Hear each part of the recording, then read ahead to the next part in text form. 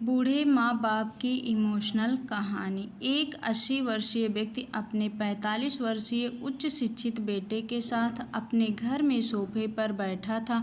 अचानक उनकी खिड़की पर एक कौवा बैठ गया। पिता ने अपने बेटे से पूछा, यह क्या बैठा है? बेटे ने जवाब दिया, यह एक कौवा है। कुछ मिनट के बाद पिता ने अपने बेटे से दूसरी बार पूछा, यह क्या है? बेटे ने कहा, पिता मैं अभी आपको यह एक कौवा है कहा है। थोड़ी देर बाद बूढ़े पिता ने फिर से अपने बेटे से तीसरी बार पूछा, यह क्या है? इस समय बेटे के स्वर में कुछ जलन महसूस हुई। तब उसने अपने पिता से जुझलाते हुए बोला, यह एक कौवा है, एक कौवा है। थोड़ी देर बाद पिता ने फिर से अपने बेटे से चौथी बार पूछा, यह क्या है?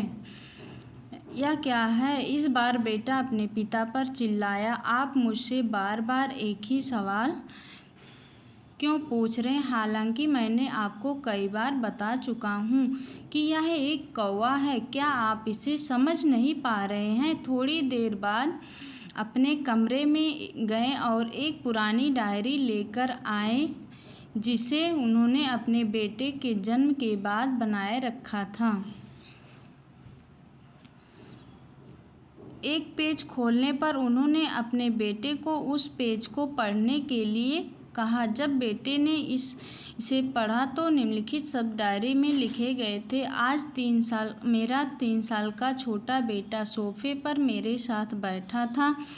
मेरे बेटे ने मुझसे 23 बार यह पूछा, यह क्या? पिता 23 बार सवाल का जवाब देने में कोई जलन। मुझे 23 बार पूछा कि यह क्या है। मैं उसे 23 बार जवाब दिया, यह एक कौवा था। मैंने उसे हर बार प्यार से गले लगाया और उसने मुझे 23 बार फिर से सवाल पूछा। मुझे इस बात से बिल्कुल भी चिढ़ नहीं महसूस हुई और आज जब पिता ने अपने बेटे से सिर्फ 4 बार यही सवाल पूछा तो बेटे ने चिढ़ और गुस्सा महसूस हुई। इसे पढ़कर उस बेटे को अपने किए गए व्यवहार का पता चल गया था,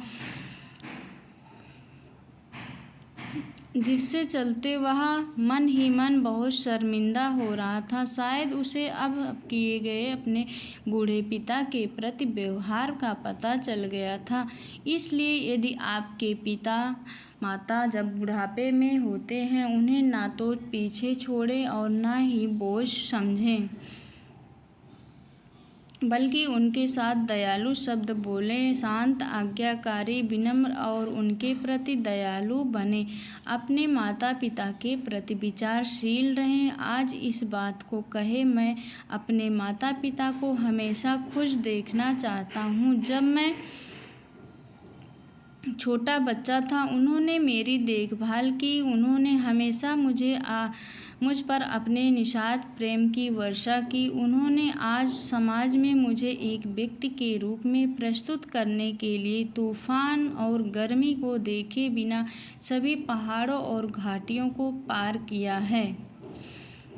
भगवान से प्रार्थना करें, मैं अपने बूढ़े माता पिता की सर्वोत्तम तरीके से सेवा करूंगा। मैं अपने प्यारे माता पिता को सभी अच्छे और दयालु शब्द कहूँगा, चाहे वह कैसे भी व्यवहार करे। तो आप सभी इस कहानी को पढ़ने के बाद सीख जरूर मिली होगी।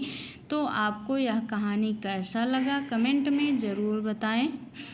अगर कहानी अच्छी लगी हो तो प्लीज़ वीडियो को शेयर ज़रूर कीजिएगा और हमारे चैनल को सब्सक्राइब ज़रूर करें। Thank you.